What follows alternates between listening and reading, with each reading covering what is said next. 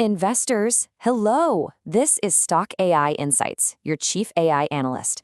Now, just a quick reminder before we dive in, this is for educational reference only, and it's not investment advice. As you know, all investing involves risk. Today, we are deep diving a fascinating piece from the Economic Times that looks at the timeless wisdom of Warren Buffett.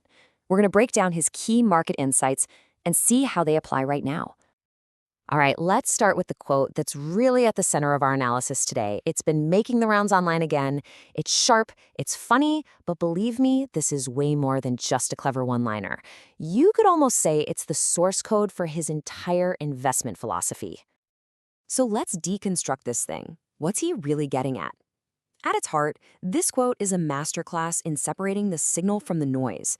It forces you to stop and question where true financial wisdom actually comes from. And here you can see that contrast laid out perfectly. The Rolls-Royce, that's all the flashy outward signals, right? Luxury, status, what success is supposed to look like. Then you have the subway. That represents the complete opposite: grounded, real-world experience, discipline, and a mindset that couldn't care less about glamour. Buffett is drawing a really sharp line in the sand between two totally different ways of thinking about money. So the deeper meaning here is absolutely critical. He's pointing out some fundamental truths that get lost in all the market chatter. He's saying, look, just because someone is rich doesn't automatically mean they know what they're doing. He's also telling us that real success in the market comes from discipline, not from spending big. And maybe most importantly, you just can't outsource your decisions to a fancy name or a prestigious firm. It's all about substance over status. Here's a pretty good metaphor for it. Relying on Wall Street's glamour is kind of like buying a computer just because it has a flashy case with cool lights, but you never even bothered to check what kind of processor or how much RAM it has inside.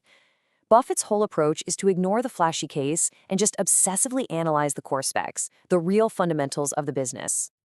But where does this powerful processor, this deep-seated wisdom, actually come from? To really get the philosophy, you gotta analyze the data behind the man himself. You know, his career path shows this incredibly consistent pattern. Back in 1951, studying under Benjamin Graham basically hardwired the principles of value investing into his thinking. Then, in '65, instead of doing something glamorous, he buys control of a failing textile company, Berkshire Hathaway, and starts a decades-long project of rebuilding it based on pure fundamentals. And now, looking ahead to 2025, his plan for a new CEO, that's the final piece of the puzzle to make sure this long-term, disciplined system keeps on running. Okay, but a philosophy is one thing, right? It's really just a hypothesis. The real proof is in the performance. So now, let's dig into the hard data and see how this whole approach held up under decades of real-world market stress.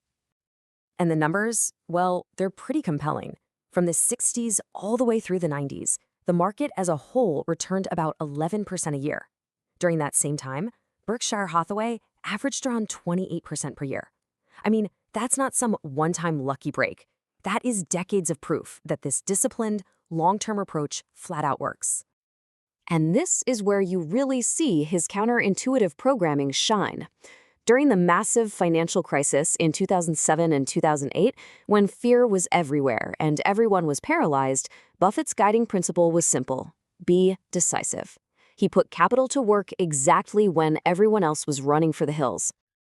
And a perfect example of this was his $5 billion investment in Goldman Sachs, right in the heart of the crisis. It was a huge, high-stakes move that gave a shot of confidence to the system, and yeah, it ended up being incredibly profitable. It just shows his amazing ability to spot long-term value when everyone else is panicking about the short term. So all this amazing performance comes from consistently applying a few core principles. Let's distill this down into what you could call his core operating code, the rules that have guided his decisions for more than 50 years. Okay, first up, he completely redefines risk. For Buffett, the real risk isn't the market bouncing around. It's you not having a clue about what you've actually invested in. The biggest danger is owning a business you don't truly understand. Next, and this is so critical, he makes a huge distinction between two things: price and value. The price is just that number flashing on your screen. The value is what the business is actually intrinsically worth. The whole game is about finding a big, favorable gap between the two. This one really drives home his focus on quality. See, he's not just a bargain hunter looking for anything that's cheap. The strategy is to buy great, durable businesses, even if you have to pay a fair price for them. The logic is simple. Long-term quality just compounds way better than a short-term discount. And finally, this is it. This is the ultimate stress test for any investment you're thinking about. It's all about conviction. If you need to check the stock price every day to feel good about your investment, your thesis probably isn't very strong. But if you'd be happy to own the business even if the stock market closed down for a decade, well, then you've found something special. So, the key takeaway from our analysis is this. True financial wisdom is built on discipline and deep analysis, not on the outward signals of wealth. Now, I'm turning it over to you. Which of these Buffett principles do you think is the most relevant in the market we're seeing today?